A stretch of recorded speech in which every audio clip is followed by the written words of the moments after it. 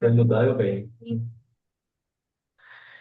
Então, gente, nós estamos estudando a crucificação de Jesus. A gente já começou a estudar a crucificação, né? E aí, o que que eu achei? Que ficou umas pendências de perguntas que ficaram, e a gente precisa amarrar isso, porque é importante, tá? Então, lê para nós aí a passagem, por favor, Bia.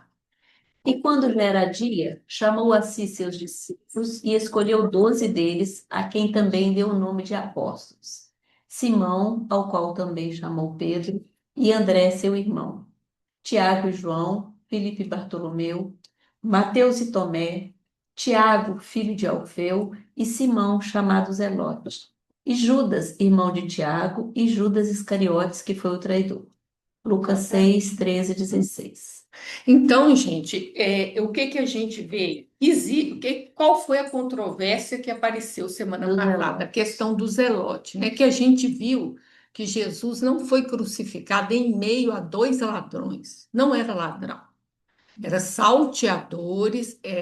Tudo indica que sejam zelotes, né? Porque um ladrão comum não é crucificado por causa do nome que é usado lá, que pode significar ladrão, mas acontece que ele é usado geralmente para zelote.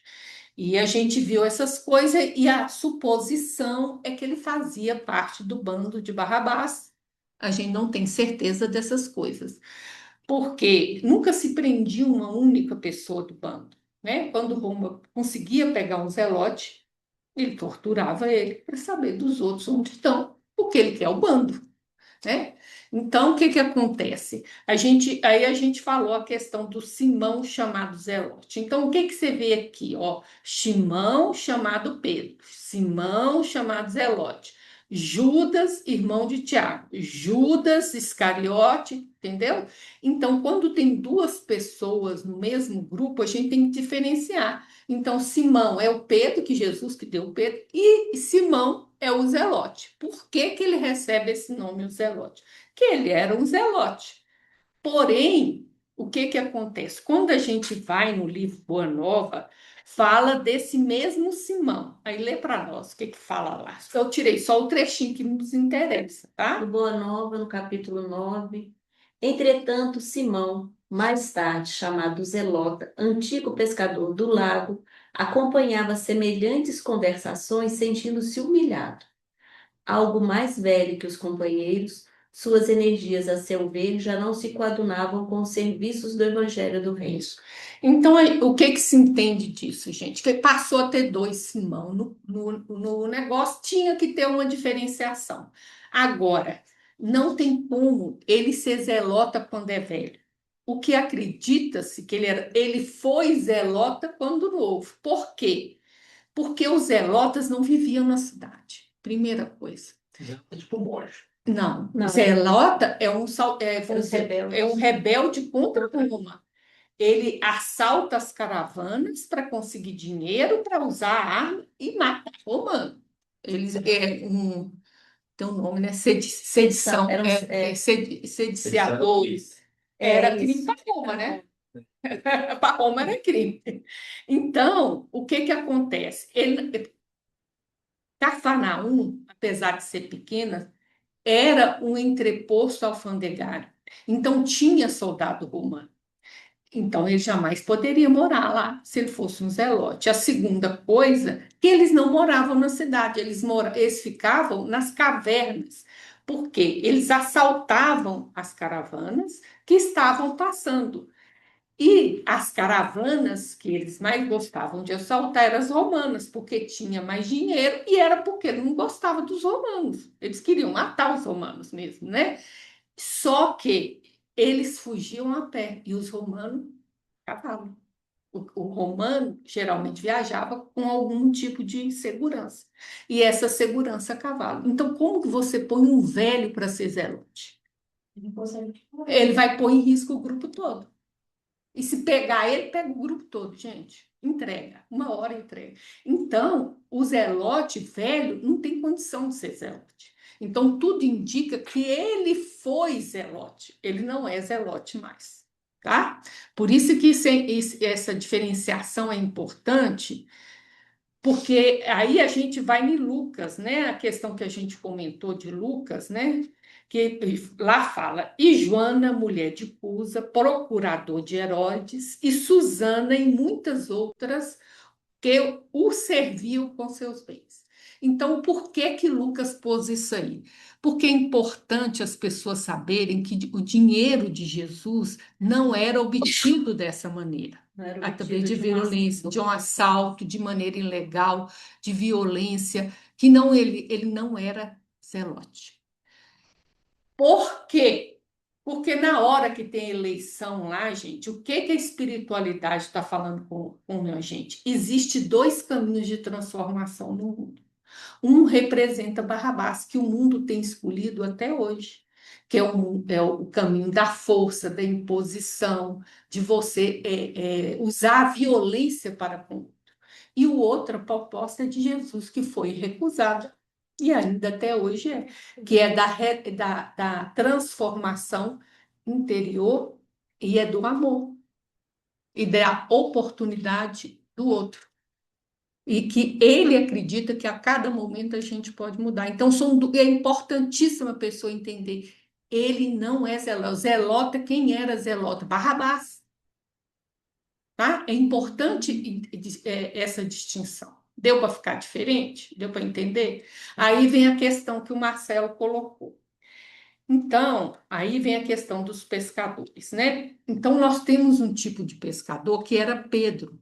Pedro era aquele pescador de subsistência. O que quer dizer isso? Pedro pescava para comer. E a gente não pesca o ano inteiro, gente. A gente pesca uma parte do ano. Então, Jesus trabalhava no barco com Pedro. Eles pescavam. O que sobrava, salgava, porque tem uma parte do ano que é proibido pescar. Por quê? Porque o peixe tem que multiplicar. Então, eles comiam o peixe salgado. E é nesse período do ano que viaja com Jesus. Entendeu? E aí, o que sobra das duas coisas é que você vende. Então, isso não é quantidade grande. Agora, quando a gente chega em Zebedeu, aí a coisa muda. E não consegue abrir lá para fora. Tá vendo, hein? Nossa, muito lateral. A maçaneta dá uma travada. Lê para nós, Bia, por favor. E Jesus lhes disse: Vinde após mim, e eu farei que sejais pescadores de homens. E deixando logo suas redes, o seguiram. E passando dali um pouco mais adiante, viu Tiago, filho de Zebedeu, e João, seu irmão, que estavam no barco consertando as redes. E logo os chamou, e eles, deixando seu pai Zebedeu no barco com os empregados, foram após ele. Aí o Zebedeu, ele como era sempre. diferente. Ele já tinha uma pequena empresa de pesca, que tinha os filhos, Tiago maior e João, e empregados que eram com ele. Gente, não é um barco pesqueiro, não viaja. É um pescador pequeno que tinha ajuda de algum empregado, um ou dois ou três, não Eu sei. achava que ele tinha um frigorífico. Pois é, um frigorífico, não vou exagerar. Mas ele tinha, esse sim, ele vendia peixe, ele conseguia pescar para consumo próprio e para vender.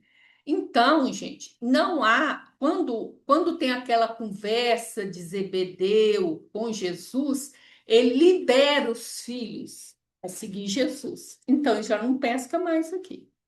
E não há qualquer relato que tenha vindo algum dinheiro daqui.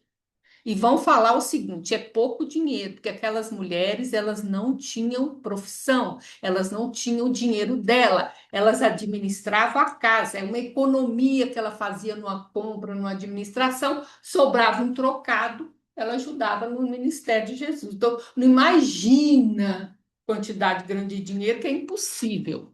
Agora, isso aqui justifica o quê? Vocês lembram quando teve a casa de Caifás? Quem colocou Pedro lá para dentro? Quem deixou Pedro entrar na casa de Caifás quando teve o julgamento de Jesus? Não, cabeça de ferro. Você falou. Foi João, não foi? João, foi João. Agora, gente, o nível social do sumo sacerdote e do João, eles não conviviam. Como que João, o que que lá fala? João conhecia os empregados da casa do sumo sacerdote. Por quê? Porque ele entregava peixe, gente. O pai dele tinha uma pequena empresa, então, naturalmente, um cliente especial, você manda o filho entregar os peixes. Então, Pedro não, João conhecia os empregados da casa do sumo sacerdote. Foi assim que ele introduziu Pedro. Então, aí fecha tudo. Agora, daqui não tem relato, aí já é urucubação, tá? É só lá as mulheres. Tá bom? Ficou mais claro, gente? Para esclarecer isso.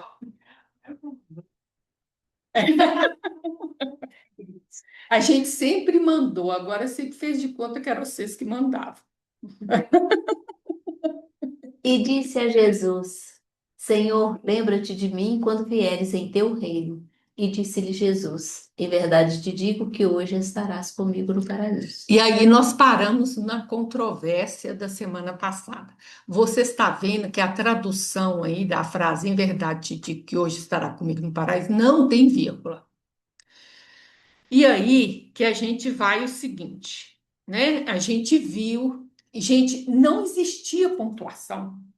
Nenhum texto. A pontuação foi surgindo aos poucos, ponto, depois ponto de exclamação, a vírgula. Isso foi uma coisa de séculos, não existia, eles escreviam direto, tá?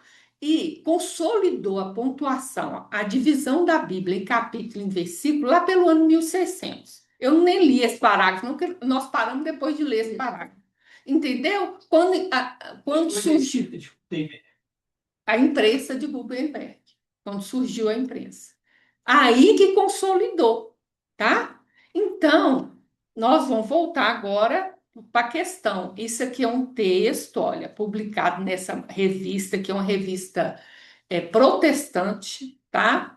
Em 2013, esse aqui foi quem publicou. Então, vamos ver o que ele vai falar. Bom, você já falou lá em cima. A importância de uma vírgula. Uma análise de Lucas 23:43. A promessa de Cristo ao bom ladrão na cruz, eu lhe garanto, hoje você estará comigo no paraíso, é frequentemente encarada como a principal. Isso aqui é a tradução NVI, nova nova versão internacional. É frequentemente encarada como a principal prova da imortalidade da alma, isto é, a crença de que o espírito, a alma do fiel falecido, tem existência consciente no céu antes da ressurreição. Todavia, nem todos estão convencidos que Jesus realmente disse ao criminoso arrependido que eles estariam juntos no paraíso naquele mesmo dia. Então, que a gente discutiu que essa parábola incomoda a gente, por quê? Porque a gente acha que o ladrão está furando fila. É isso. Nós estamos aqui numa luta para melhorar, ele está lá. Fez alguma coisa para estar na cruz e já está no paraíso e eu estou aqui na labuta. É essa a indignação para nós. Agora, para eles, não. Aí que nós entramos na questão da teologia para eles, porque para eles a gente morre, fica hibernado, espera Jesus voltar, aí Jesus julga e fala: não é você que decide para o paraíso ou não, é Jesus que decide. Aí Jesus julga, você vai para o paraíso, você vai para o inferno para sempre. E tem uma pequena turma que acredita no arrebatamento, que é o quê? É a minoria, tá, gente? Por causa da carta aos Tessalonicenses, que nessa época de fim dos tempos, a coisa vai piorar, e quando a chapa esquentar, Jesus vem, pega a igreja dela e leva para o céu com carne e osso e tudo, e o resto aqui passa as coisas todas, e aí vai ter a ressurreição ou não, tá? Então, mas qual que é o problema que tem aqui? Se ele foi direto para o paraíso, então ele está consciente no paraíso. E aí começa a bagunça toda. Porque se você está consciente lá no paraíso, você tem que ser, no mínimo, alguém, um anjo, né? E você vê os seus filhos sofrendo aqui na terra, e aí? Você é anjo, não vai ajudar? Aí começa a derrubar toda a teologia que eles têm contra a comunicação, a reencarnação. É esse o grande problema dessa passagem para eles, não para nós. É porque a gente olha a passagem e não vê isso que é óbvio para eles, que interroga para eles. Você está falando uma visão deles que todo mundo que vai para isso vira anjo. Não, todo mundo que vai para o paraíso só está lá porque é bom como Jesus. Uai, você está do lado de Jesus. Porque Jesus sempre pregou a questão do arrependimento, né? Não, nós estamos fazendo aqui a análise, eles têm da fala.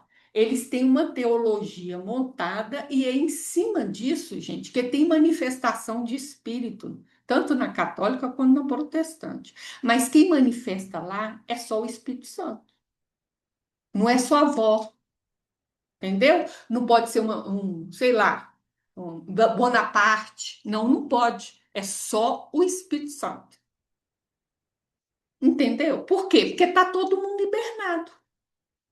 E aí, essa passagem de Jesus derruba tudo isso.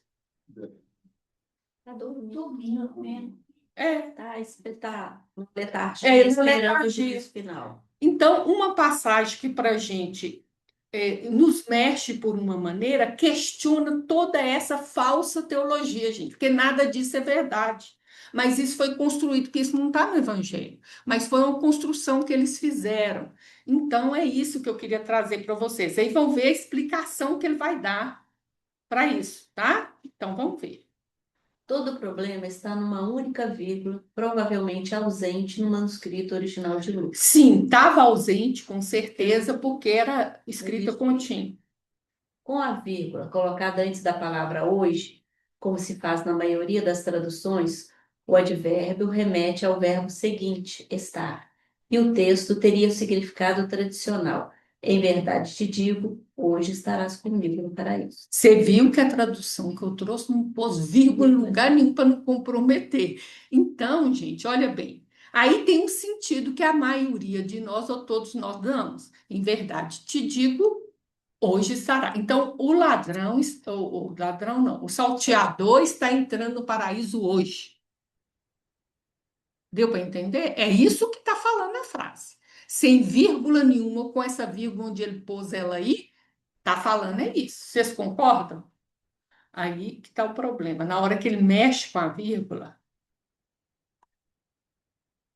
Porém, se a vírgula for colocada depois de hoje, então o advérbio modifica o verbo anterior, dizer. E a frase de Jesus teria uma conotação completamente diferente. Em verdade te digo hoje, estarás comigo no paraíso. Olha que legal, mudou tudo. então eu tô te dizendo hoje, você vai estar no paraíso. Quando? Pois é, um dia qualquer, um dia que você quiser, que você der conta, que você puder, que você for. Se você quiser, não, o dia que você der conta, porque se for por querer, a gente já estava agarrado lá. Entendeu, gente? Pois é. Mas essa aqui não é muito aceita. Sabe por quê? Porque é assim, ó. Subir para cima ou descer para baixo. Vocês sabem o que quer dizer isso, né? Ó, isso tem um nome que eu esqueci. Então, ó, se eu. É o pleonasmo. Pois é, porque se eu te digo, só posso estar falando hoje. Porque eu não te digo amanhã, eu não te digo depois da manhã. Eu só te digo agora. É, que é exatamente. Se eu te digo, só tem um jeito, eu te digo, é hoje. Deu para entender isso? Pois é. E é por isso que a maioria das traduções você vai ver não tem vírgula em lugar nenhum.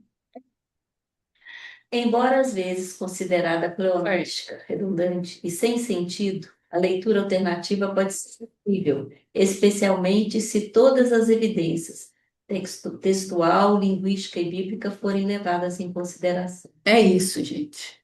Entendeu? Então eles gostam mais dessa, mas nós gostamos mais é da outra. Aí, porque aqui tem uma explicação que eu continuo na mesma crença, nessa construção, né, gente? Vamos dizer assim, nessa construção do que acontece com a gente da vida depois da morte, né? Deu para entender o grande problema desse negócio? Deu? Então vamos ver então o nosso Emmanuel, né? Onde é que Emmanuel vai colocar para nós? Você vê que ele também não vai colocar vírgula em lugar nenhum. Eu não vou pôr vírgula. Bom, Não posso, vai. então, Pão Nosso, capítulo 81, no paraíso. E respondeu-lhe Jesus: Em verdade te digo que hoje estarás comigo no paraíso. À primeira vista, parece que Jesus se inclinou para o chamado bom ladrão através da simpatia particular. Mas não é assim. O Mestre, nessa lição do Calvário, renovou a definição de paraíso. É isso. Isso incomoda a gente exatamente porque a gente acha isso, gente. Furou a fila, gostou mais dele, né? É amigo, é comparsa ali, exatamente. Deu um jeitinho ali para ele passar logo para o paraíso. E ele já fala, gente, não tem privilégio, tá? Não tem, não tem. Essa possibilidade de privilégio não existe. Não é essa a explicação. A explicação é outra, né? A questão é o que que a gente chama de paraíso. Aí ele vai achar outra solução, ok? Alguém de casa quer falar alguma coisa?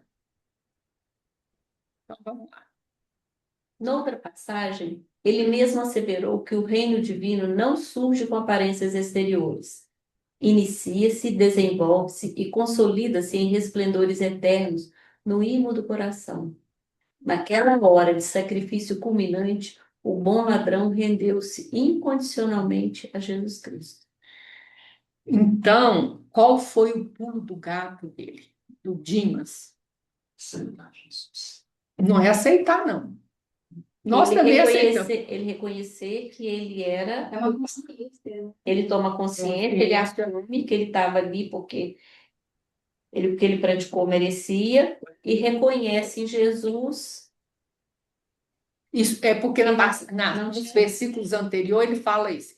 Ele assume a responsabilidade pelo que ele fez, ele não se, né? E reconhece Jesus como inocente. Mas aqui fala que tem um pulo do gato.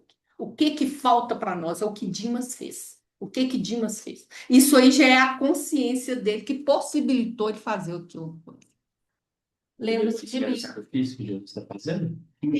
Tá no texto. Humildade. Foi humilde. É isso? Não, tá no texto a resposta, tá, gente? Tá nesse texto.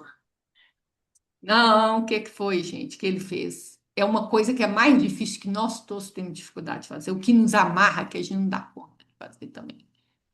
Rendeu a Jesus, né? Isso mesmo, incondicionalmente. Isso parece uma coisa simples, é isso que eu quero explicar para vocês.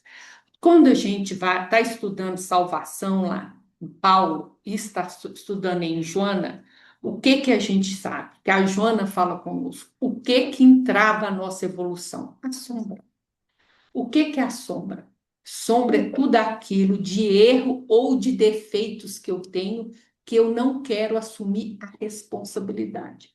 Então, perante a vida, eu ajo igualzinho a Adão lá no paraíso. Quando Jesus pergunta.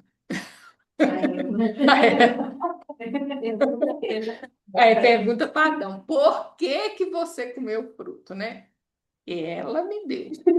A mulher que o Senhor escolheu, não fui eu que escolhi, o Senhor escolheu a mulher que me deu, e aí eu comi. Entendeu? Tá com Deus, porque nem fui eu que escolhi essa mulher que escolheu foi o Senhor. Então, essa mulher que o Senhor me escolheu para mim, me deu. Você colocar a fruta lá? A mulher já está querendo culpar Deus. Você vai colocar. Não tinha que ser filho. É isso. Só deixava lá para o Aí, tá vendo? A responsabilidade é de Deus. E aí, quando chega em Eva, o que que ela fala? Foi a serpente. Então, gente, é esse o problema da E você vai lá na carta aos Romanos, que nós temos gravado na internet, que a gente estuda essa passagem, ó, você vai aprender ela, belezinha, você vai ver o porquê de tudo isso, que agora não tem jeito da gente entrar. Então, gente, o problema nosso é esse, a gente tem que assumir quem a gente é e o erro que eu fiz. É isso que o Dimas fez. O Dimas falou isso. Eu tenho um motivo para estar nessa cruz. Eu errei, né? Então, esse assumir a responsabilidade é aceitar sua sombra. Você só muda se você aceitar. Então, o que que a Joana fala? Que a nossa sombra é como uma concha que impede que o divino manifeste em nós. Como uma concha, olha só. Então, aqui que ele quebrou. E aí, quando a gente consegue trabalhar essa sombra, o que que acontece? Eu assumo responsabilidade pelos meus atos, eu começo a assumir a responsabilidade pela minha vida.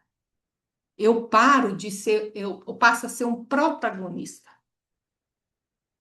Então muda, você amadurece a sua mente com isso, tá? Aí você abre a possibilidade de ter o que Joana vai chamar de experiência com o luminoso. E o que é o luminoso? O que é o luminoso? O Deus em mim, o Cristo, a imago Dei, né? Que habita em mim. Então, aí o ego, que é essa consciência transitória nossa, tem a experiência com o luminoso. Foi o que aconteceu com Dimas na cruz. Ele não estava só tendo uma experiência com o divino externamente, que é Jesus. Porque Jesus é a representação de Deus perante nós. Ele estava tendo a experiência com o divino dentro dele. Entendeu? E aí que vem o problema do ego. Aí o ego é confrontado. Ele pode ter duas opções. Ou ele vai escolher Barrabás ou vai escolher Jesus. Aí a gente entra. Por quê? O ego, ele funciona assim. Ele gosta do prazer imediato, ele detesta fazer sacrifícios por causa disso. Mesmo que ele tenha um ganho lá na frente, ele gosta do prazer imediato, a fuga da dor, de manipular pessoas e situações para proveito próprio, de dominar com a força, com a violência e o poder. É o próprio Barrabás. Entendeu? E aí ele tem que fazer uma opção. Ele vai aceitar ser comandado por esse divino que habita nele, ou ele não vai aceitar. Quando o ladrão fala, ele se rendeu incondicionalmente a Jesus, o ego passou a ser servo do divino que habita dentro dele. Ele está salvo. Você acredita nisso? Ele está salvo. Não pulou etapa nenhuma, só Não. fez direitinho, passo a passo. Agora ele vai ter que se ajustar perante a lei. Sim, vai ter, mas com uma visão. Gente, o divino está dentro de você, te comandando. Você está consciente disso.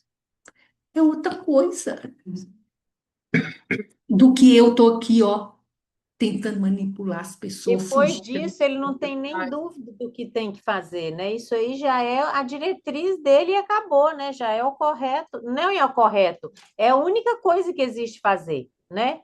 É reparar, é seguir, né? E outra coisa, Júnior, a tua visão muda. Então, gente, é por isso que são dois caminhos. Tem o caminho do Cristo. Vou dar o exemplo. Duas pessoas que tiveram a experiência com o luminoso, um chamado Públio Lentulus, que escolheu Barrabás. E outro chamado Saulo de Tarso, que se rendeu. É. Por que que o Públio não rendeu? Por causa do ego dele, o orgulho de ser um senador. Quem esse homem acha que ele é, né? Ele não conseguiu admitir que Jesus, claro, curou a filha dele, gente. É claro que ele vai mudar, todo mundo vai mudar, tá, gente? Eu não estou dizendo, nós estamos falando daquele momento ali. Ao longo dos séculos, todo mundo vai mudar e aceitar Jesus. Eu não estou dizendo isso, não. Isso vai acontecer com o público no próprio livro ali. Há 2000 anos ele vai mudar. Mas entendeu? Mas aquele momento da experiência, ele podia aceitar Barrabás ou aceitar Jesus, ele aceitou Barrabás. Ou seja, ele aceitou o domínio do ego. Pensar como ego, como um homem materialista, como uma pessoa que não entende que existe uma vida espiritual, que existe um Deus que te comanda e você tem que ser servo desse Deus. Pois é. Quem? Não, não, gente, isso é simbólico, tá? Então, sim, mas ele não participou dessa escolha, não. O que eu estou querendo dizer é assim, a hora que você tem a experiência com o luminoso, o ego, você, sua consciência atual, você pode se render a Deus, por isso que a salvação tem uma coisa que a gente chama de entrega. A salvação não é uma coisa só que eu construo. Uma salvação é uma entrega. Entrega o quê? O ego aceita ser servo do divino. O que faz ser muito difícil esse processo todo é porque ele tem que ser honesto. Você não pode só falar que você aceita. Você tem que, de fato, aceitar no seu íntimo. Então, isso é difícil demais. Porque você não pode mentir. Não. Não adianta você falar, não adianta você vir aqui, não adianta estudar, pregar para alguém, fazer bondade, tirar foto para postar na rede social. Você tem E é que, por isso honestamente, que Jesus declarou que ele estaria, porque Jesus viu ele de verdade. E Jesus falou, você falou que é muito simples, é só fazer isso. Mas não Então, pode. o Deus está dentro de você. Então, igual ele falou, ele não está aqui fora. Porque se ele estivesse aqui fora, você ajoelhava, punha vela, fazia tudo. Mas ele está dentro de você. Então, ele vê suas intenções, suas emoções, seus desejos, seu pensamento, ele vê tudo. Então, quando eu falo simbolicamente que você está escolhendo Barrabás, você está escolhendo esse funcionamento do ego. Porque o funcionamento do ego é egoísta. Eu estou no centro da minha vida. Então, eu vou me dar bem. Para isso, eu preciso fazer o quê? Eu preciso manipular fulano, eu vou usar a minha autoridade para fazer isso, a força, se eu tiver, o dinheiro que eu tiver, eu vou fazer o que for preciso para que eu fique bem. Porque o centro da vida minha sou eu. Isso chama egoísmo e orgulho. Eu sou melhor que todo mundo e tenho mais direito. Isso chama, entendeu? Então, quando eu falo que você escolheu, que a pessoa escolheu Barrabás, eu estou dizendo que ele escolheu esse processo. Se ele escolhe o Cristo, aí vamos ver de novo.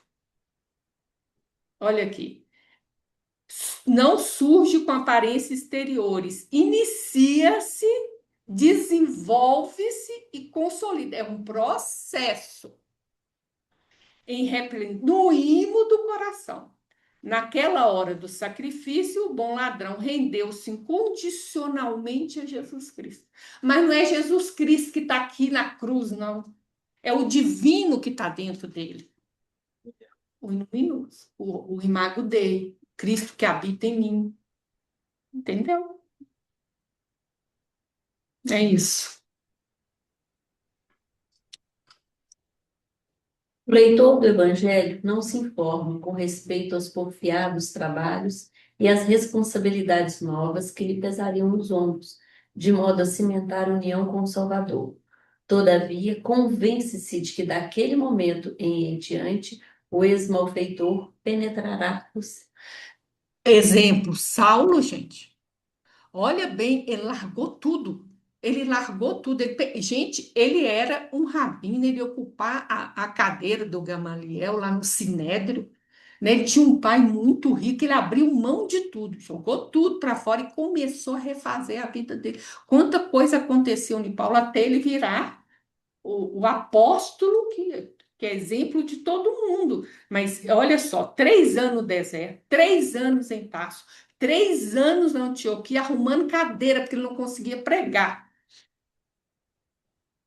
São 9 anos de trabalho interior, gente. E Saulo não começou de onde nós estamos, não. Ele já começou, ele é um missionário caído. Como é que eu sei? Pela velocidade com que você levanta. Que a gente, quando cai, não levanta, reassuma a responsabilidade. Foi o que Saulo fez. Levantou, em vez de ficar na culpa, Ó, levantou, assumiu a responsabilidade. Por isso que eu sei que ele é um missionário. Caiu, mas é um missionário. Porque ele já tinha evolução, já tinha consciência para isso. O tempo que você demora para levantar depois que cai é que te fala da tua evolução espiritual. Sacou? Se você ficar lá no mimimi tentando fugir, que é isso que a gente faz. Então, gente, é isso aqui, ó. Então, nós temos a mesma coisa em Paulo. Isso não isentou de Paulo de nada, gente. Ele teve que fazer todo o trabalho, mas só que já numa ligação interior com o divino. Dá para entender?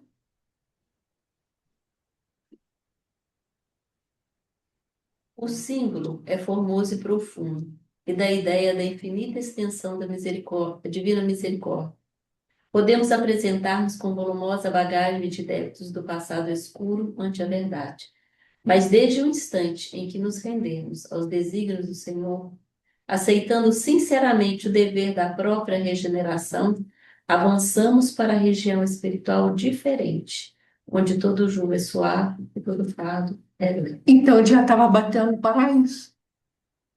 Embora fisicamente ele não esteja, mas ele já está no paraíso. Porque ele está numa região espiritual. Entendeu? Olha como é que é interessante. Então, o que que ele fala? Olha bem, apesar da volumosa bagagem de débito do passado escuro, ante a verdade, na hora que a gente se rende aos desígnios de Deus, aceitando o dever da própria regeneração, ou seja, eu sou o senhor da minha própria vida. Eu sou responsável por tudo que acontece na minha vida, de bom e de ruim. Posição onde eu me sinto forçado a algo, eu mesmo quero fazer. Aí você mesmo. Essa grande diferença. E a gente sai do vitimismo e também de se sentir lesado pela vida. A regeneração é muito pelo planeta que a gente está. Ninguém está aqui pleno, né? Então a gente precisa passar por momentos ruins para aprender a regenerar e ir melhorando. Então, bater o dedinho na mesa faz parte do processo. Não adianta xingar todo mundo, né? Não vai ser a primeira nem a última vez, né? Ao longo da vida é tudo isso aí. E se a gente aprender a lidar com isso que faz parte, ótimo. A gente vai avançar bem mais com um sentimento bem mais suave. Faz parte, claro que vai ter empecilho, claro que coisas ruins vão acontecer. Vida que Se segue. você acha que ser turista Muda muito. Todo mundo passa por coisas, você não é especial por isso. E também não pôr a responsabilidade no outro pelas coisas que nos acontecem, né, gente? Mas aí você usou um nome muito interessante, regeneração. Regeneração é gerar de novo, regenerar. E é o que Paulo chama de nova criação. E isso, quem faz em você, é a força divina em você. Lá no Evangelho segundo o Espiritismo, a salvação é uma força divina agindo dentro de você. Só que você tem que permitir. Por isso a entrega, gente. Enquanto eu estou lutando com o divino que habita em mim, ele não pode me mudar. Eu tenho que permitir. E o permitir começa com o quê? Com eu sair da infantilidade, de achar que eu sou o centro do mundo e não sou responsável por nada e me vitimizar e passar a me responsabilizar, assumir o controle da minha vida. E se eu assumo o controle da minha vida, eu vou assumir as possibilidades que surgem para evoluir. Deu para entender isso? Por isso que a reforma íntima é um livro importante. Muito, muito importante. A reforma íntima é o que a gente chamou de sombra aqui, né? De você reconhecer, aceitar a sua sombra, reconhecer ela, aceitar, e só assim você consegue mudar ela. Enquanto você não reconhecer, você não muda. Tá, gente? Então, aí ele vai falar aqui, né? A partir do instante que nos rendemos ao desígnio do Senhor, lá vamos nós para a entrega de novo, aceitando o dever da própria regeneração, ou seja, a partir de agora eu vou trabalhar em meu favor. E é por isso que o egoísta não cuida dele mesmo. Olha só como é que o Olha, trem é. A gente acha que o egoísta só cuida dele. Na verdade, ele age contrário aos próprios interesses. Porque na hora que você pega o dever da própria regeneração, você vai quebrar o egoísmo. Porque você vai entender que não é pegando tudo para você que você vai quitar os débitos do passado. Olha só. Meu pai falava, tinha uma expressãozinha, não sei de onde que ele tirou, mas que se o desonesto soubesse das vantagens de ser honesto, ele ia ser honesto por desonestidade. Aí, isso aí. É isso aí. Muito bom. É verdade. É isso mesmo. Se quiser ser inteligente, né? Não, e a gente vê também que o pessoal que dá golpe é muito interessante, porque ele só consegue dar golpe porque ele te convence que é você que está dando golpe nele, sabia disso? Mais vantagem para você. Não, ele faz de besta, para você achar que você Achar está que você está levando levando vantagem. vantagem em cima dele. A gente tem uns Entendeu? golpes antigos, né? Que até hoje o pessoal cai, né? Por quê? Aquele trem do cartão de loteria, É, né? do Fulano ouro que tem que vender também. são coisas assim tão banais, mas que pega a pessoa. É. Olha só, a pessoa Agora, se a é pessoa chega com cartão da loteria premiada. premiado, e aí ela fala, ela não sabe como resgatar esse cartão, e é claro que você, o inteligente, vai comprar aquele grande cartão Seu com filho R$ 1.000 que vale 200 milhões. É isso que ela conversa. E ela é bobinha, ela é da roça, ela não sabe andar aqui em Belo Horizonte, estou com um cartão que vale 200 milhões. Aí você, que é o espertinho, vai comprar o cartão na mão dela. Gente, isso é mais velho que o mundo, e até hoje as Tem pessoas gente. caem nisso E a assim, mesma coisa fácil, do fácil. ouro, minha filha. A pessoa fala que está com problema, parece uma corrente de ouro, aí você pega assim, isso aqui, aí compra por R$ 300, aí não vale 10 centavos. Ah, então o importante é isso, gente. O jugo é suave, o fardo torna leve. O que muda não é o jugo, você entende? A forma como a gente lida com É a a situação. forma como a gente lida e a gente vê. É. Então, você tem dívidas com a lei, você tem dívidas que você tem que, vamos dizer, refazer laços de amores que você rompeu. Você tem essa tarefa e vai ter que fazer. Só que seu olhar mudou. Aí, diante daquele problema que você tem, se o seu olhar, seu entendimento não mudou, o fardo fica leve, mas ele não tirou o fardo. Ele deixa aqui explícito, tá? Não é porque você se rendeu a Deus que eu vou tirar os fardos de você. Não. Eles vão ficar leves porque você mudou o entendimento e a visão.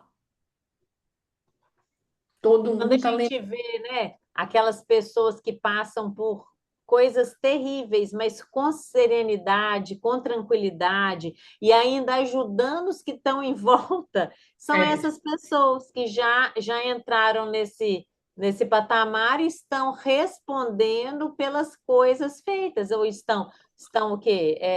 Como é que fala? Não é pagando, não, gente. Como é que fala? eu acho que eu acho que isso Resgatando. Resgatando o que tem que resgatar por consciência de ser o caminho certo, né? e às vezes não é nem resgate, às vezes a pessoa vem para ajudar mesmo. São laços de amor que você tem, ou você tem que refazer que você rompeu, ou você vem porque você tem um laço, por amor, né? Você vem para, você sabe, por exemplo, que seu filho, seu marido vai passar uma. Quem é? É Alcione de renúncia. Ela vem por quê? Porque ela ama a família dela, que ia passar um problema seríssimo. E ela queria estar junto para ajudar.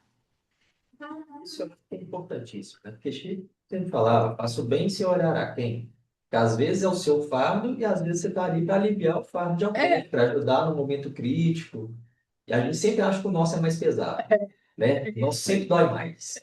Mas a gente nunca sabe quanto que está pesando. E aí, se o outro tem menos entendimento que a gente, pesa mais. Então, gente, paraíso é essa região espiritual diferente, porque está dentro de você. Por isso é que ele entrou no paraíso, tá?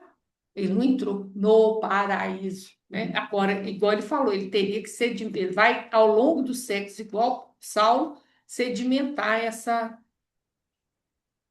Chegado a essa altura, o espírito endividado não permanecerá em falsa atitude beatífica, reconhecendo acima de tudo que com Jesus o sofrimento é retificação e as cruzes são claridades imortais. Eis o motivo pelo qual o bom ladrão, naquela mesma hora, ingressou nas excelsitudes do paraíso.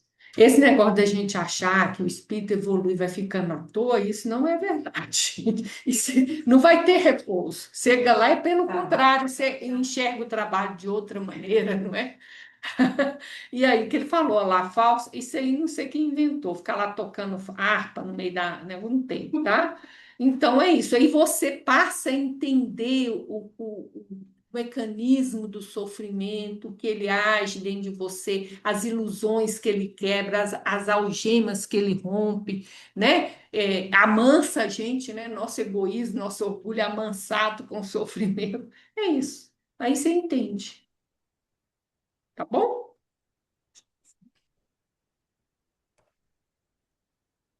E os que Alguém passavam quer falar mais alguma coisa lá do Dimas? Não, né? E os que passavam blasfemavam dele, meneando as cabeças e dizendo: Tu que destróis o templo e em 3 dias o reedificas, salva-te a ti mesmo. Se és filho de Deus, desce da cruz. E da mesma maneira também os principais sacerdotes, com os escribas e anciãos e fariseus, escarnecendo, diziam: Salvou os outros e a si mesmo não pode salvar-se. Se é o rei de Israel, desça agora da cruz e creremos nele. Confiou em Deus, livre-o agora, se o ama, porque disse: Sou filho de Deus. E o mesmo lhe lançaram também em rosto os salteadores que com ele estavam crucificados. É isso. Então, gente, por que que eu quis dar uma paradinha nisso aqui, que é o deboche, tá? Hoje é a arma maior contra quem crê, é o deboche, não é? Então, é o deboche. Porque você meio que. Bom, então, gente, todos nós temos uma imagem de nós mesmos que a gente constrói melhor do que a gente é. É o que a gente chama de persona ou máscara social, ou ideal do eu. Ou seja, é aquilo que eu gostaria de ser, mas não sou. Quanto maior é a distância desse, o que eu gostaria de ser, do que eu sou, mais o deboche vai doer. Tá? Mais o deboche vai doer, porque eu quero manter essa imagem que eu construí, que eu gostaria de ser, então o deboche ataca essa máscara minha. Então, quanto mais doer, mais você está preso nessa imagem pública, tá? E aí eu não trouxe a passagem inteira, porque não tem nada a ver com a passagem que nós estamos estudando, mas a parte do deboche tem. Aí eu achei que a gente tinha que pensar um tiquinho nesse deboche. No livrinho Segue-me, capítulo 3, Caminhos Cruzados. Querem demonstrações espirituais agarrados, à maneira de vermes, aos fenômenos materiais. Os infelizes não percebem que se emparedaram no desconhecimento da vida ou no egoísmo que lhes agrava os instintos perversos, e tocam a rir nos caminhos do mundo, copiando os estriões da irresponsabilidade e da indiferença. Então, ele está falando, gente, desses infelizes, né, que querem os sinais, que querem provas, que quer que desce para ele crer. Se você, né, se você é filho de Deus, então saia de dentro da cruz. Para eu poder crer, você tem que fazer isso, tá? Então, ele está falando que ele está emparedado no desconhecimento da vida, de como a vida funciona e no próprio egoísmo. É como se ele, se você quer que eu creia em você, falasse com Deus. Se Jesus precisasse. Então, e eu fui o que você tem que Quer que eu fazer. acredite e convença É. você. Mas você vai fazer o que eu quero que você faça, ou seja, você vai ter que virar meu servo, não é? Não é assim, faça alguma coisa para eu crer. Você pode fazer qualquer coisa. Não. Se você quer que eu creia, então você desce da cruz. Eu falei o que eu quero que você faça, tá? Gente, Deu certo que se você obedece, né? Você virou servo. Zombam de todas as reflexões sérias, mofam de todos os ideais do bem e da luz, movimentam nobres patrimônios intelectuais no esforço de destruir e, por vezes, conseguem cavar fundo abismo onde se encontram. É isso, né? Porque na medida também que ele debocha, que ele zomba das reflexões, das coisas sérias, ele também vai se isolando disso que poderia ajudar ele em algum momento de dor, sabe? Então você nega, às vezes, o próprio conhecimento que te ajudaria a sair do abismo, que um dia todo mundo vai estar, gente. Todo mundo um dia vai enfrentar um problema, uma dor, uma perda. E se você debocha disso, você perde até o que aquilo teria de essência para te fortalecer, para você aguentar sair de lá. Os aprendizes sinceros do Evangelho devem, todavia, saber que semelhantes desviados andarão na terra segundo as próprias concupiscências. Esse nome para mim é difícil demais, gente. Concupiscências. São folhas conscientes do mal que só a misericórdia divina poderá transformar ao sublime sopro de suas renovações. É isso. Consciente do É mal. consciente e que gosta. O pior é isso. Que eles estão nessa posição porque eu posso perceber o mal em mim e eu não devo me identificar com ele. Então, quando a gente está trabalhando nossa sombra e você tem um choque de se perceber arrogante, fofoqueiro, ciumento, mas não é para você identificar com isso, não é para você não gostar disso. Eu falo, não, eu percebo que eu sou ciumenta, eu percebi que eu sou ciumenta, mas eu não quero ser ciumenta, então eu vou vigiar o meu ciúme. E não, eu sou ciumenta e sou ciumenta agora. Aí eu incorporo o ciúme, e aí você identificou, né? É preciso não perder tempo com essa classe de perturbadores contrários às atividades do bem. São expoentes do escárnio, condenados a receber as consequências dele. Por si mesmos já são bastante desventurados.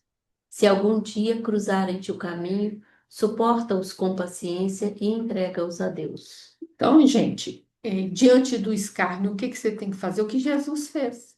Nem respondeu, silêncio. Entrega para Deus, né? É isso. E as E quantas consequências. vezes, Vânia, a Hã? gente que estuda, que reza para os outros, ajuda os outros, e escuta aqui e fala assim, que é isso? Você não merece sofrer assim, não. Você ajudou tanta gente a se curar, você cuidou de tanta gente, agora você está sofrendo desse jeito. Você não merece, não. Isso é um absurdo. Claro que ali é um aprendizado que a gente está vivendo, né? Não É, é uma exposição. é, Alguém te Fala falar isso, isso. é um que é.